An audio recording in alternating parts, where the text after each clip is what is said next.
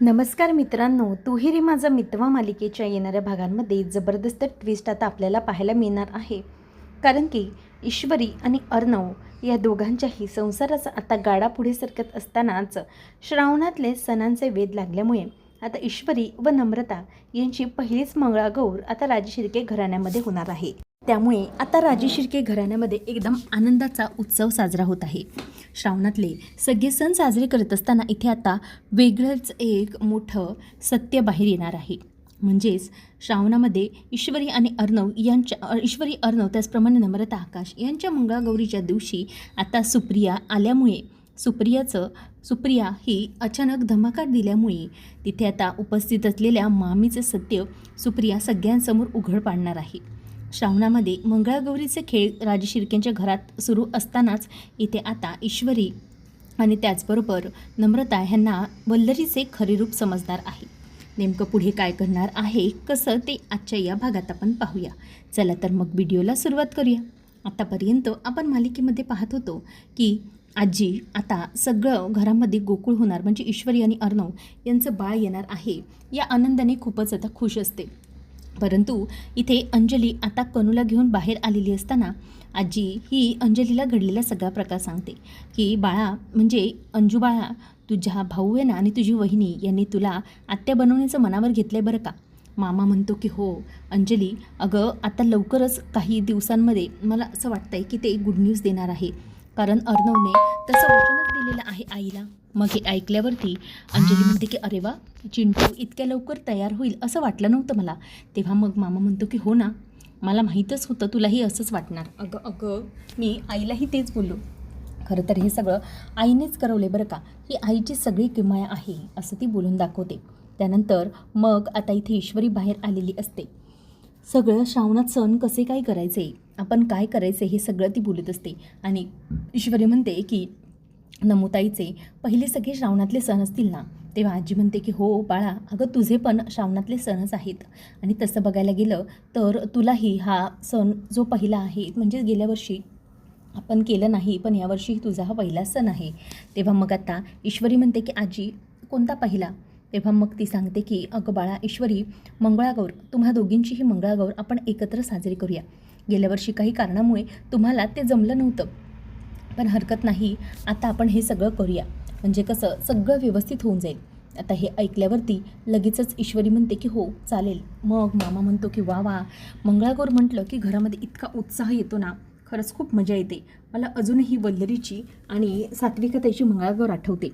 आजी म्हणते की हो अगं, इतकी मजा आली होती म्हणून सांगू ना, खेळून ना इतकी दमली होती वल्लरी की अक्षरशः ती खाली चक्कर येऊनच पडली होती. तेव्हा नमू म्हणते की काय म्हणते आजी, म्हणजे आई पडल्या होत्या. तेव्हा मग आजी म्हणते की हो अगं हो खरंच. मामा म्हणतो की हो अगं, तुझी सासू पडली होती आणि माझी बहीण सात्विकाताई ती मात्र इतकी मस्त खेळत होती. हे ऐकून आता अंजलीला पण खूप बरं वाटतं.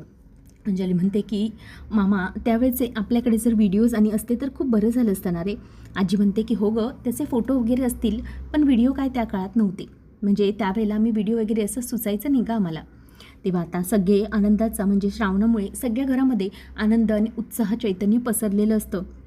सगळेजण खूप खुश असतात. आता नम्रता ही मंगळागौर असणार म्हणून खूप खुश असते. ते पाहून आकाशलाही खूप आनंद झालेला असतो. म्हणजे घरात एकूण काय तर सगळीकडे चैतन्य पसरणार.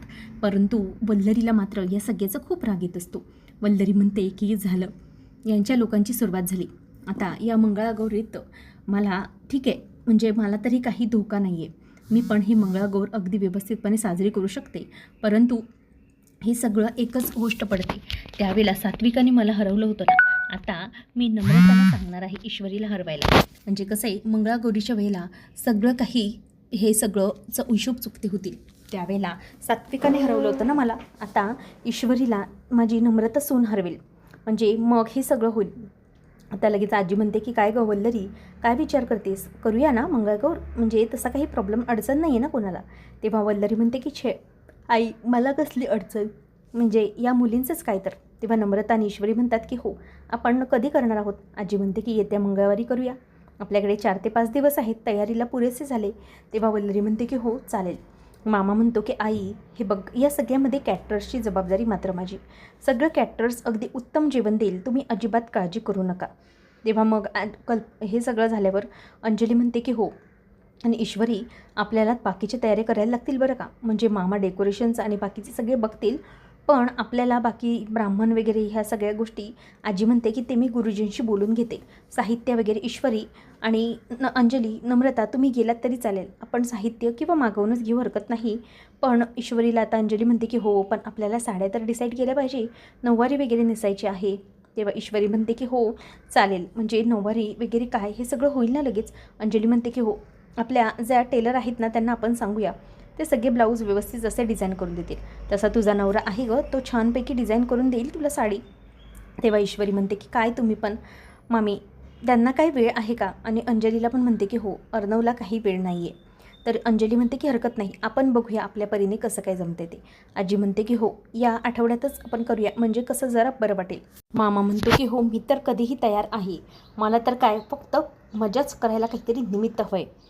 तेव्हा वल्लरी मामी म्हणते की हो, गोडाधोडाचा ना कमी खाताडा, नाहीतर काय नेहमीप्रमाणे माहिती आहे ना डायबिटीज आहे तुम्हाला. तेव्हा मामा म्हणतो की तेच म्हणालो मी, आमची काही अजून काही बोलली कशी नाही. तेव्हा मग हे सगळं होत असताना आता मामा तिच्याकडे रागाने बघत असतो. तर वल्लरी इथे आता परत आलेली असते आणि वल्लरी ही ईश्वरीला कॉल ट्राय करत असते, परंतु ईश्वरीचा कॉल काही लागत नसतो. इथे विचार करते की इशूचा कॉल लागत कसा नाही आहे, म्हणूनच ती आता नम्रताला पण फोन ट्राय करते.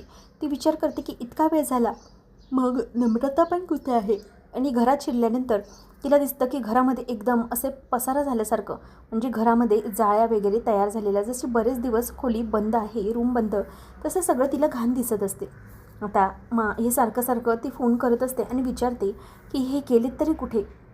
परंतु इथे आता आई विचार करते की फोन लागत नसेल, म्हणजे कुठल्या तरी गडबडीत असतील. मग आजी म्हणजे आई विचार करते की आपण एक काम करूया, आपण उद्या सगळं आवरूया आणि जाऊया, म्हणजे कसं आहे उद्या सकाळी मला भेटही होईल आणि नेमकं नम्रता कुठे हे पण मला समजेल. तर आता सगळी तयारी अगदी साग्रसंगीतरित्या चालू असते. मामी ही आजीला म्हणत असते की आई, आपले भटजी आहेत त्यांच्याशी तुम्ही बोलून घेतलं आहे ना. तेव्हा मग ते म्हणतात की हो, भटजींशी बोलून घेतलं आहे, नमू आणि इशू अशी दोघींचीही पूजा मांडावी लागेल. तर आता नंतर त्या मंगळवारच्या दिवशी मंगळागौरीचा दिवस येतो, पूजेला बसायचं असतं जोडप्याने. ईश्वरी, अर्णव आणि नम्रता आणि आकाश हे पूजेला बसण्यासाठी छानपैकी तयार झालेले असतात. नम्रता खूप सुंदर दिसत असते, तिचं कौतुक आता हे सगळं झाल्यावर आकाश करतो. आकाशला ती म्हणते की थँक्यू, आणि दोघंजणही छान अगदी खुशीत असतात, कारण की पूजेला बसण्यासाठी ती ऑलरेडीच खूप तयार असते आणि नम्रताला तेच हवं असतं की त्यांचं नातं पुढे जावं. पण इथे अर्णव हा मात्र ईश्वरीला म्हणत असतो की मी सिंदूर, तू एकटे नाही बसू शकत का पूजेसाठी, आय हॅव टू गो. तेव्हा मग ईश्वरी म्हणते की तुम्ही काय बोलताय अर्णव सर, आपण दोघंजणं पूजेला बसणार नाही, अहो ही पूजा दोघांनी बसायची आहे. तेव्हा मग गुरुजी म्हणतात आणि आजी पण म्हणते की हो चिंटू, तुला मी कालच सांगितलं होतं की तुला कुठेही जाता येणार नाही, आपल्याला महत्त्वाची पूजा आहे आणि ती करावी लागणार आहे, त्यासाठी लक्षात ठेव. आता वल्लरी त्याच्याकडे बघतच राहते की ह्याला ऑफिसमध्ये जाण्याची इतकी घाई का लागलेली आहे, म्हणजे हा नेमका इतकं काय शोधण्याच्या मागे लागला आहे. म्हणून आता वल्लरी त्याला म्हणते की चिंटू म्हणजे अर्णव, तू अजिबात आता ऑफिसला जाऊ नको, जरा इथेच थांब, काही गरज नाही आहे कुठे जाण्याची, असं म्हणून ती आता त्याला धीर देत असतात. त्यावेळेला मग आता हे सगळं झाल्यानंतर ईश्वरी आणि अर्णव हे दोघंजणं पूजेसाठी येत असतात. तर इथे नम्रताला खूप आनंद झालेला असतो, कारण की आकाश तिला सोडून कुठल्याही कामाला जाण्याचं म्हणत नसतो. दोघीजणही आनंदाने पूजेला बसतात आणि मग आता पूजा वगैरे सगळं आटोपते, नैवेद्य आरती सगळं काही झालेलं असतं. आरती झाल्यावरती आता मनोभावाने ईश्वरी, अर्णव हे देवीला नमस्कार करतात, मंगळागौरी देवीला. नम्रता आणि ईश्वरी दोघीजणी आपापल्या देवीला हात जोडून देवीकडे नमस्कार करून प्रार्थना करतात की माझं सगळं काही व्यवस्थित होऊ दे आणि माझं सौभाग्य असंच अखंडित राहू दे, असं मंगळागौरी देवीला ते नमस्कार करून हात जोडतात. त्याचबरोबर इथे आता हे सगळं झाल्यानंतर ईश्वरी आणि नम्रता बाकीच्या लहान थोरांचाही आशीर्वाद घेतात. मग आता येते नैवेद्याची आणि जेवणाची वेळ. सगळेजण जेवतात वगैरे, छान जेवण होतं. आता मामालाही त्या जेवणाचा खूप आनंद आलेला असतो. ईश्वरीने अगदी मस्त मनापासून सगळी काही तयारी केलेली असते आणि हे सगळं पाहून आजीलाही कौतुक वाटतं की हे सगळं ईश्वरी इतकं म्हणजे बोलूनही या सगळ्या गोष्टी करूनही तिने अगदी सगळं व्यवस्थित केलेलं आहे. तर हे होत असताना आता इथे ईश्वरी आणि अर्णव हे दोघंजणही एकमेकांकडे बघतच राहतात.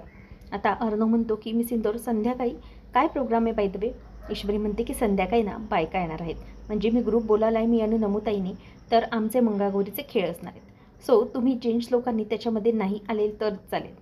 तर आता नम्रता आणि ईश्वरी दोघीजणीही मामा, आकाश आणि अर्णव या तिघांनाही रूममध्ये एका बंद करून ठेवण्याचं प्लॅनिंग करतात.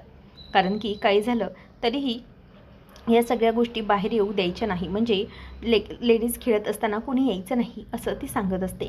त्याच वेळेला आता लगेचच मामा म्हणतो की ईश्वरी असं काही नाही आहे बरं का, म्हणजे आम्ही त्यावेळेला मी किंवा भाऊजी आम्ही सगळेजण या गेममध्ये उपस्थित होतो. आणि तुला माहिती आहे का ईश्वरी, तुला माहीत नसेल पण यामध्ये आम्हाला म्हणजे आकाशला आणि आपल्या अर्णवला पण काहीतरी कामगिरी बजावायची. लगेच दोघं म्हणतात की काय कसली कामगिरी, वॉट, हा आमचा खेळ नाही आहे, आम्ही काय करणार आहोत तिथे, आम्ही त्यापेक्षा नाही तर आमचं कॉम करतो ऑफिसमध्ये. तेव्हा ईश्वरीला राग येतो. ईश्वरी म्हणते की अच्छा ऑफिसमध्ये. मग मामा म्हणतो की अगं आई सांग तिला, ईश्वरीला आणि नम्रताला सांग आकाशला आणि अर्णवला काय करावं लागणार आहे. तेव्हा आजी म्हणते की हो आकाश आणि चिंटू तुम्हा दोघांनाही ना फुगड्या घालाव्या लागणार तुमच्या बायकांसोबत. आता हे ऐकल्यावर मामा टाळ्या वाजवायला लागतो आणि मग लगेचच हे ऐकल्यावर अर्णव म्हणतो की वॉट, फुगड्या नो, मी अजिबात नाही. तेव्हा ईश्वरी पण खूप खुश होते आणि म्हणते की वा, हे तर एकदम बढिया आहे आजी, म्हणजे हो या दोघांना घेतलंच पाहिजे फुगडी वगैरे खेळायला, म्हणजे खूप मजा येईल त्यावेळेला. तर इथे आता अर्णव आणि आकाश म्हणत असतो की नको, त्यापेक्षा आम्ही ऑफिसलाच जातो. पण ईश्वरी म्हणते की नाही, काहीही झालं तरीही तुम्ही ऑफिसला जायचं नाही, तुम्हाला संध्याकाळी आमच्यासोबत फुगड्या खेळायच्यात. तर अर्णव आता म्हणतो की वॉट फुगड्या, वॉट फुगड्या, ईश्वरी आणि नम्रता आपल्याला दोघांना पाडून घालेल त्यापेक्षा आपण इथून निघालेलो बरं. तेव्हा मग ईश्वरी म्हणते की खबरदार जर इथून हल्लात तर आज ही पूजा घरातली आहे त्यामुळे कुठेही हलायचं नाही, समजलं ना. तर इथे वल्लरी म्हणते की हो बरोबर आहे अर्णव, आकाश तुम्हा दोघांनाही थांबावं लागेल बरं, असं करू नका. बघा आता तुमच्या बायका किती छान नटून येणार आहेत आणि छान नवारी नेसून त्या पूजा देखील करणार आहेत आणि त्यांच्या पूजेला यश मिळू दे इतकं सोपं फक्त तुम्ही प्राप्त करा. आणि त्याचबरोबर इथे आता वल्लरी म्हणते की काय हो ते मी तुम्हाला सांगितलेलं ते आणलं का टेलरकडनं. मामा म्हणतो की हो मी तुमच्या आज्ञेच्या बाहेर आहे का, जा तुझ्या खोलीमध्येच ठेवलं आहे. तर वल्लरी म्हणते की आई मी आता निघते, थोड्या वेळातच मी आराम करून तयारी करायला घेईन. तर लगेचच मामी तयारी करायला गेल्यावर आजी म्हणते की बघितलं का ईश्वरी आणि नम्रता दोघीजणीही, अरे तुम्हाला माहीत नाही आहे की ही किती छान साजू शृंगार करेल ते. आता वल्लरी बघा कशी छान तयार होऊन येते ती, अंगापासून केसापासून ते सगळ्या गोष्टींपर्यंत ती अगदी छान टापटीप अशी तयार होणार. तर आता इथे वल्लरी ही तयार झाली असते, परंतु वेगळंच दुःख आणि वेगळं सत्य आता सगळ्यांसमोर येणार असतं. तर इथे हे सगळे घडत असताना मंगळगौरीच्या बायका वगैरे सगळेजणी आलेले असतात आणि सगळेजणी आल्यानंतर इथे आता खेळ वगैरे सुरू झालेले असतात आणि त्या खेळांमध्येच आता मोठी गंमत रंगत असते. ईश्वरी आणि नम्रता दोघीजण एकमेकींची छान अशी जुगलबंदी करत असतात आणि आता हे सगळं होतं. हळदी कुंकूचा कार्यक्रम आटोपतो. ईश्वरी आणि नम्रता दोघीजणीही बायकांसोबत खेळत असतात. तर वल्लरीही असते, नम्रता, अंजली, बाकीच्या सगळ्याजणी असतात आणि त्याच वेळेला नेमकी त्या ठिकाणी सुप्रिया आलेली असते. सुप्रिया आल्याबरोबर आता ती लगेचच हे झाल्यानंतर वल्लरी तिच्या डोळ्यासमोर दिसल्याबरोबर वल्लरीकडे बोट दाखवते की हीच ती बाई आहे जिने काही वर्षापूर्वी मला पाठवलेलं होतं आणि या बाईमुळेच माझा संसार आणि रमाकांत रावांचा संसार हा उद्ध्वस्त झाला होता. सुप्रिया ऐनवेळेला येऊन आता बरोबर मामीचं पितळ उघडं करणार आहे. नेमकं पुढे कसं आणि काय घडणार सगळं पुढच्या काही भागांमध्येच पाहणार आहोत. अशाच अपडेट्ससाठी चॅनलला नक्की सबस्क्राईब करा. धन्यवाद.